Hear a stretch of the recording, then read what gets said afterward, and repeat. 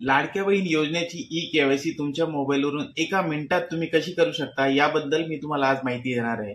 सोबतच तुम्हाला हे पण सांगणार आहे की लाडकी बहीण योजनेची ई-केवायसी करताना कोणती चूक तुम्ही टाळायची आहे. कारण ई-केवायसी केल्यानंतर बऱ्याच लाभार्थी महिला यातून वगळल्या जाणार आहेत आणि त्या वगळल्या गेणाऱ्या अर्जामध्ये तुमचा अर्ज नसायला पाहिजे. यासाठी तुम्ही कोणती काळजी घ्यायची आहे हे सुद्धा मी तुम्हाला सांगणार आहे. त्यासाठी व्हिडिओ शेवटपर्यंत बघायचा आहे आणि सोबतच जर चॅनलवरती नवीन असाल किंवा पहिल्यांदा असाल तर आपल्या चॅनलला सबस्क्राईब करून ठेवा. अशाच नवीन नवीन व्हिडिओ आम्ही तुमच्यासाठी आणत असतो. चला तर महिलांनो, आपण आता व्हिडिओला सुरुवात करूया. तुम्हाला स्क्रीनवरती दिसत असेल, मोबाईल स्क्रीन तुम्हाला दिसतेय, त्यामध्ये तुम्हाला लाडकी बहीण योजनेच्या ऑफिशियल वेबसाईटवरती जायचंय. ऑफिशियल वेबसाईटवर आल्यानंतर तुम्ही बघू शकता मुख्यमंत्री माझी लाडकी बहीण योजनेची लाभार्थी ई-केवायसी प्रक्रिया पूर्ण करण्यासाठी येथे क्लिक करा. हे जे ऑप्शन तुम्हाला दिसतंय यावरती तुम्हाला क्लिक करून घ्यायचंय. यावरती क्लिक केल्यानंतर तुम्ही बघू शकता की तुम्हाला आता ई-केवायसी मुख्यमंत्री माझी लाडकी बहीण योजना या ठिकाणी लाभार्थी आधार क्रमांक टाका हे ऑप्शन दिसत आहे. या ठिकाणी लाभार्थी महिला जी आहे त्या महिलेचा तुम्हाला लाभार्थी क्रमांक आधार क्रमांक टाकून घ्यायचा.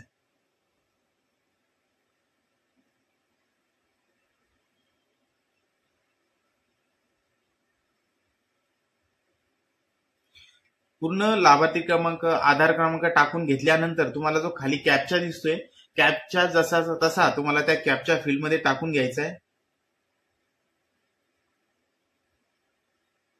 आणि ही सर्व फील्ड टाकल्यानंतर, सर्व डिटेल टाकल्यानंतर तुम्हाला आता खाली यायचंय. तुम्ही बघू शकता की आधार प्रमाणीकरणासाठी संमती हा जो पर्याय आहे यावरती तुम्ही बघू शकता मी सहमत आहे आणि मी सहमत नाही हे दोन पर्याय आहे. यावरती मी सहमत आहेचा पर्याय तुम्हाला क्लिक करायचा आहे. क्लिक केल्यानंतर ओटीपी पाठवा हे जे बटन तुम्हाला दिसतंय या ठिकाणी तुम्हाला क्लिक करून घ्यायचंय.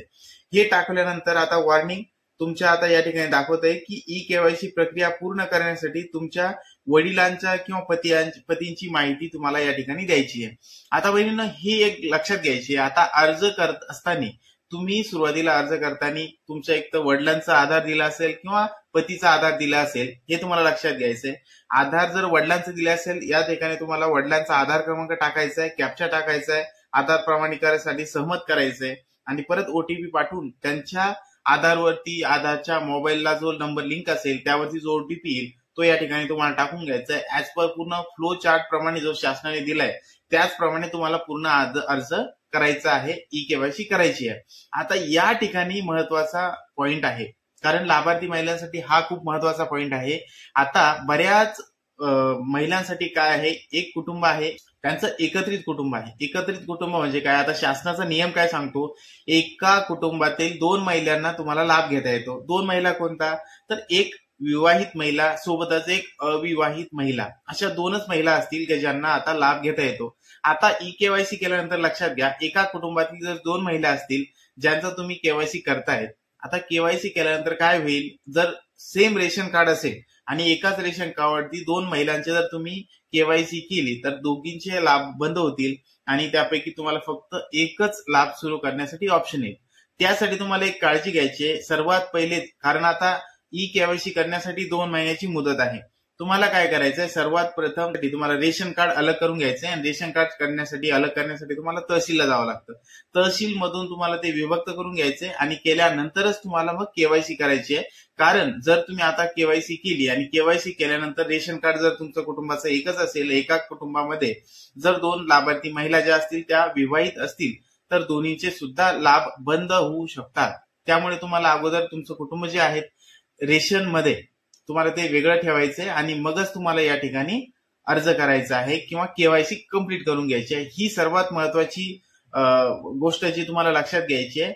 ज्या महिलांचे ऑलरेडी कुटुंब वेगळे असतील रेशनवरती, त्या महिलांनी काय करायचं की त्यांच्या पतीचा किंवा वडिलांचा जो आहे आधार क्रमांक या ठिकाणी टाकायचा आहे, कॅप्चा टाकायचा आहे आणि कॅप्चा आधार कार्ड टाकल्यानंतर तुम्ही खाली बघू शकता की आधार प्रमाणीकरणासाठी जी संमती आहे ती वाचून घेऊन खाली मी सहमत आहे वरती ओटीपी वरती पाठवून ओटीपी टाकून घ्यायचा आहे. परत फ्लो चार्ट प्रमाणे सर्व डिटेल्स टाकून घ्यायचे आहे आणि तुमची केवायसी कंप्लीट होऊन जाणार आहे. अशा प्रकारे जर तुम्हाला व्हिडिओ महत्वाचा वाटला असेल, आवडला असेल तर व्हिडिओ लाईक करा, तुमच्या बहिणीपर्यंत, लाभार्थी महिलांपर्यंत हा व्हिडिओ शेअर करा, जेणेकरून ही माहिती, योग्य माहिती त्यांच्यापर्यंत पोहोचेल आणि जे अर्ज लाभार्थी बंद होणार आहेत ते होणार नाहीत. त्यामुळे योग्य ती माहिती पोहोचवण्यासाठी आपल्या व्हिडिओला लाईक करा, तुम्ही व्हिडिओ शेअर करा आणि सोबतच आपल्या माहितीवाला युट्यूब चॅनलला सबस्क्राईब करून ठेवा. पुन्हा भेटूया अशाच नवीन आणि माहितीपूर्ण व्हिडिओ सोबत. तोपर्यंत धन्यवाद. जय हिंद, जय महाराष्ट्र.